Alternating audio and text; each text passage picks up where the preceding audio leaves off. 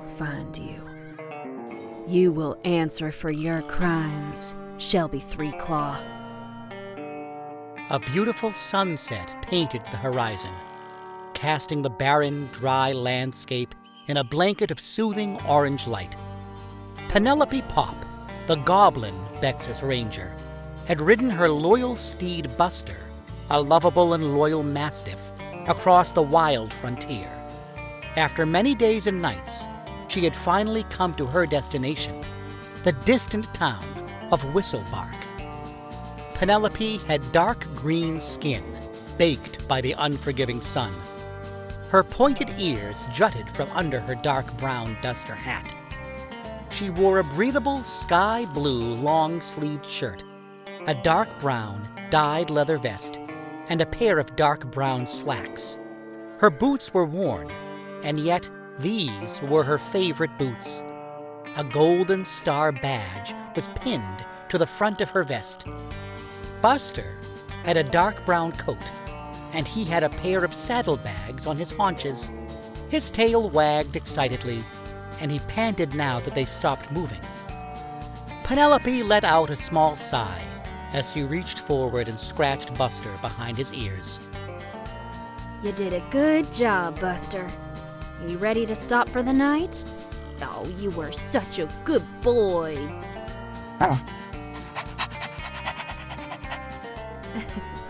I'll make sure the kennel gets you a delicious meal and plenty of water.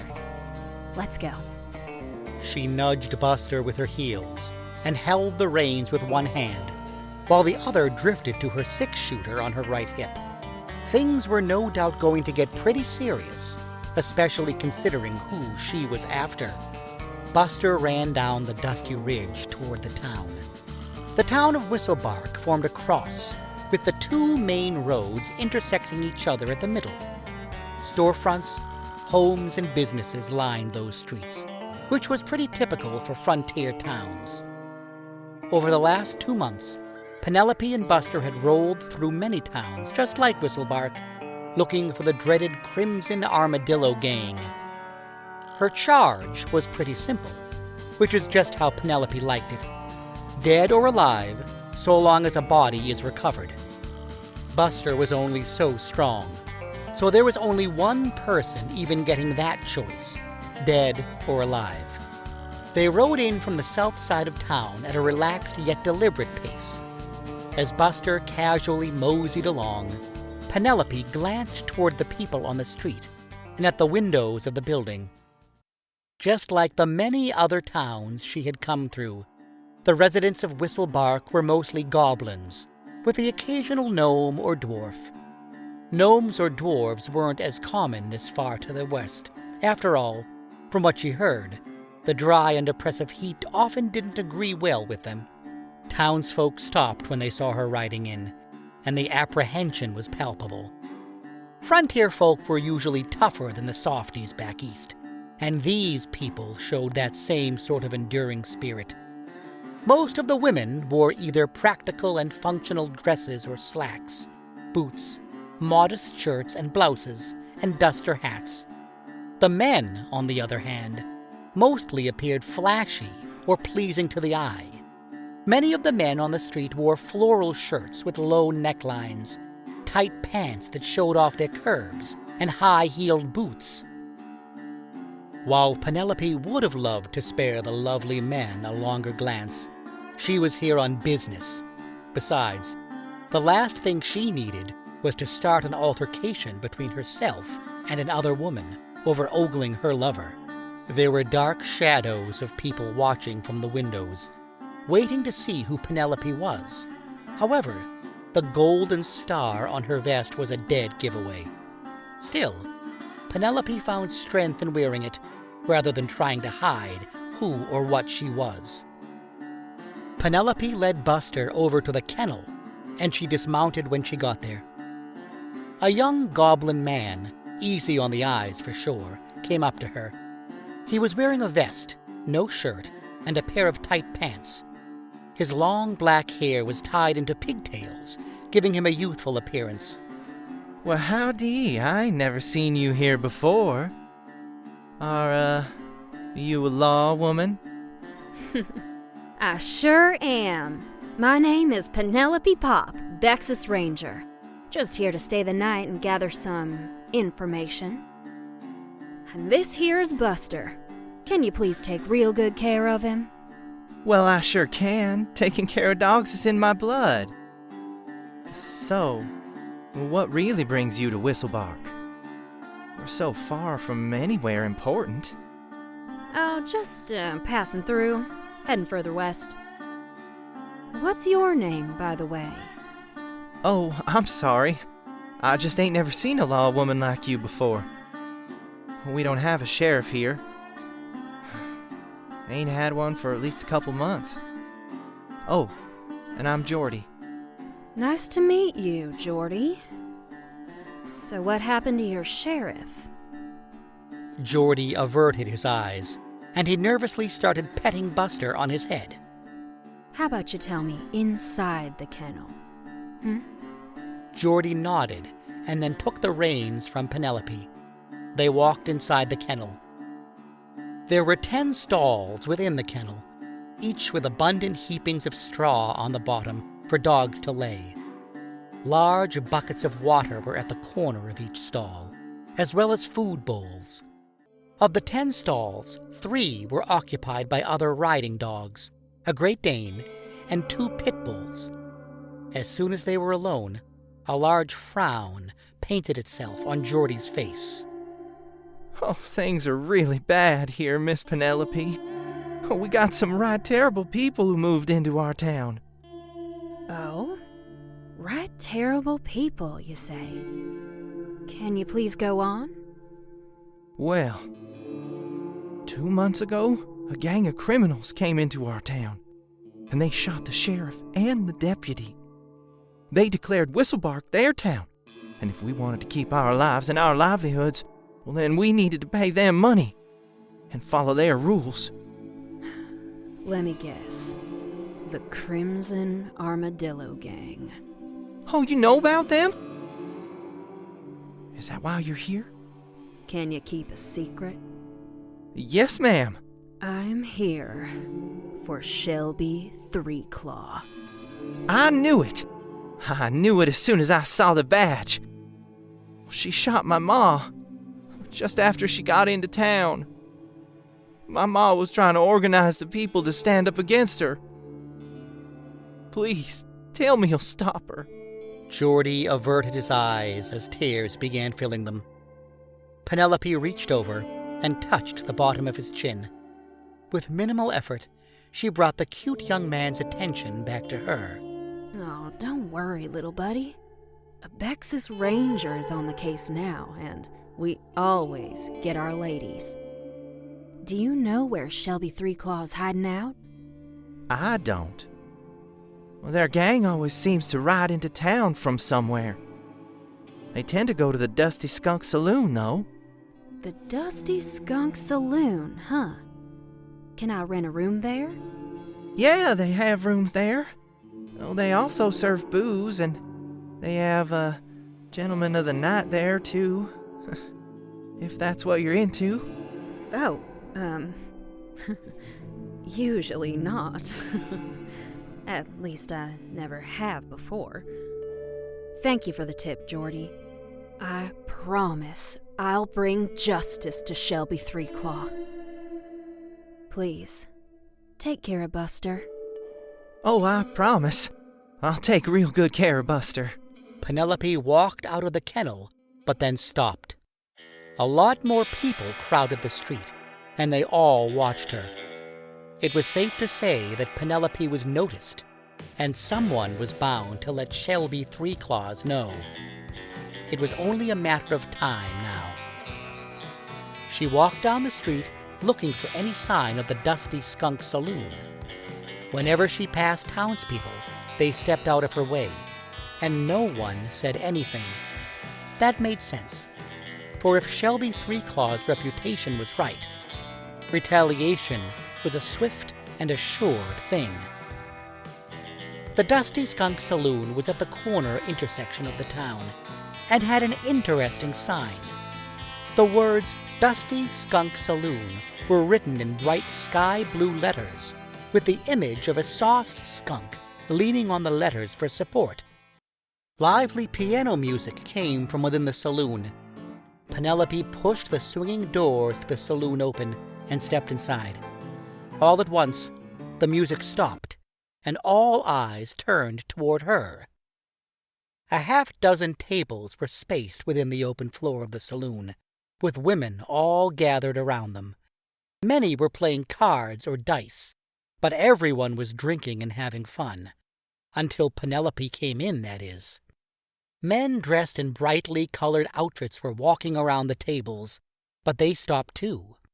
Even from a distance, she saw that they were wearing makeup, eyeliner, and had accessories to enhance their beauty. A winding staircase curled up the left wall, leading up to where the bedrooms presumably were. There was a long bar, where patrons could order alcoholic beverages of their choice. A dwarf woman stood behind the bar, and her beard was neatly groomed and woven with an intricate braid. She wore a modest light cream-colored shirt and a pair of dark brown slacks. Her hair was light brown, almost blonde. Penelopee started to walk over to the bar when a goblin gentleman of the night approached her. He was gorgeous, as handsome a man as Penelopee had ever seen. He wore a lavender-colored long-sleeve shirt, a light pink vest, and a small light pink hat with a short brim. His pants were the same color as the vest and hat, and they were oh so tight.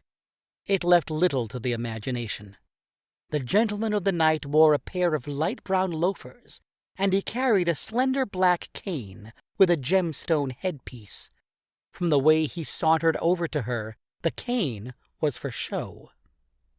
Well, hello there, stranger. I've never seen you around here, and I think I would remember seeing a beauty like you. The name is Mr. Kitty, the best company you'll find in Whistlebark. Buy me a drink? Oh, perhaps later. It's, very tempting, but I have to see about getting a room. Oh, lovely. I look forward to talking to you later. Don't forget, my name is Mr. Kitty. Penelopee walked over to the bar as people began murmuring to themselves. The piano started playing again, and soon the revelry started back up. The dwarf bartender stepped up toward Penelopee. Something I can help you with, law woman? Listen, I'm an honest business owner. I don't want any trouble. And I don't want trouble either. Most days. Unfortunately, in my line of work, I have trouble aplenty. Can I rent a room while I'm here? I do have an open room. 5 gold a night. So, what brings you this far west? Passing through? I'm sure you know why I'm here. What's your name? Edna Smith. I reckon I might know why you've come. And if I'm being honest, I recommend that you flee. You're in over your head, sweetheart. Many people have thought that in the past, and all of them were proven wrong. I'm simply trying to do the right thing. I can respect that. It's just, well... The sooner I take care of it, the sooner things can go back to how they're supposed to be. You do want that, right? More than you know. Then please tell me where I can find... you know who. I don't know. But maybe he might. Edna gestured over to where Mr. Kitty sat alone at a small table. He grinned over at ladies playing games of chance, and he sipped a small cup of something. Mr. Kitty? Yeah. You know who comes in just to see him. To be honest, Mr. Kitty brings in the most money. Edna reached under the bar and pulled out a bottle of alcohol with the image of a fairy on the front. She poured it into a small glass and then slid it over to Penelopee. Justify whiskey. He loves this stuff. Give this to him, and he might tell you what you want to know. Thank you. How much? It's on the house. So's the room if you manage to do what you came here to do. Again. Thank you.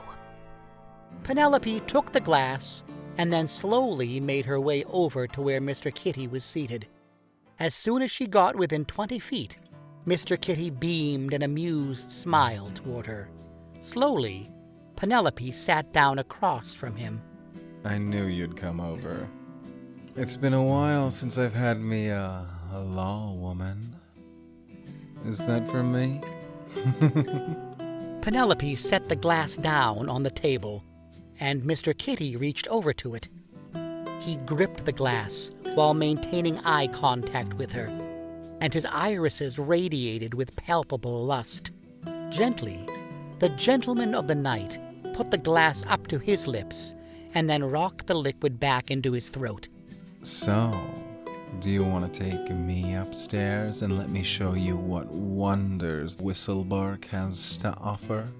Actually, I was hoping you and I could talk. Oh, you like to warm up before you get to the rutting. I like it.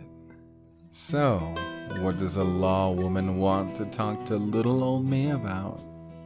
I'm not doing anything illegal out here. Actually, I want to talk to you about one of your patrons. Sorry, but client confidentiality. You understand, I'm sure. I do understand that, but I'm trying to make the world a better place. Oh, better for whom? From where I see it, you're aiming to take out one of my well-paying patrons.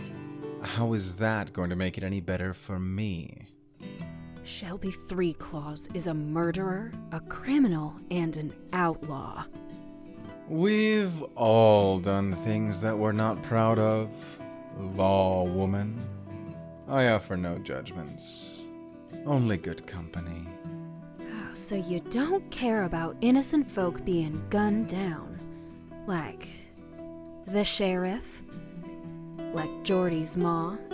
Mr. Kitty frowned, and he looked away for a moment.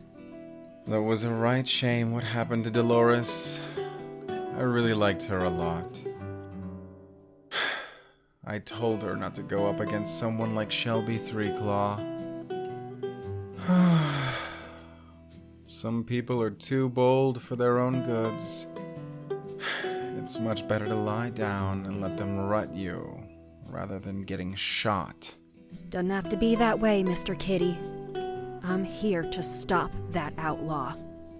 You think you're the first law woman to come to Whistlebark? 2 weeks ago, we had this really sweet Arizona Ranger come through. I really liked her, and even helped her.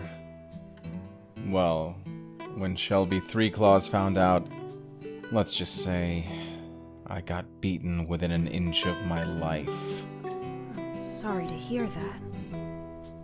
Not as sorry as I was. I just want to live my life in peace. This isn't the life I wanted, but it's the life I got. I'm just trying to stay living. Living under someone's boot is no way to live. It's the way I've been living for a while. If not from Shelby Threeclaw, then some other wretched varmint. If she doesn't shoot me for standing up, then someone else will. Penelopee opened her mouth to speak, but the music stopped again. Dead silence fell within the saloon. The hairs on the back of Penelope's neck stood on end. Slowly, she turned around. An ogre woman stood in the doorway, wearing a pair of black pants, a black short-sleeved shirt, and a duster hat as black as night. There were a pair of 6-shooters on her hip. The ogre woman, Shelby Threeclaws, was easily 3 times the size of Penelopee, with a pair of green eyes and bright red long hair that fell to her mid-back. A wide smile was on Shelby Three-Claw's face. I hear we have another law woman in town. It would be rude of me not to extend pleasantries. My ma raised me better than that. So, where is she? Penelopee stood up.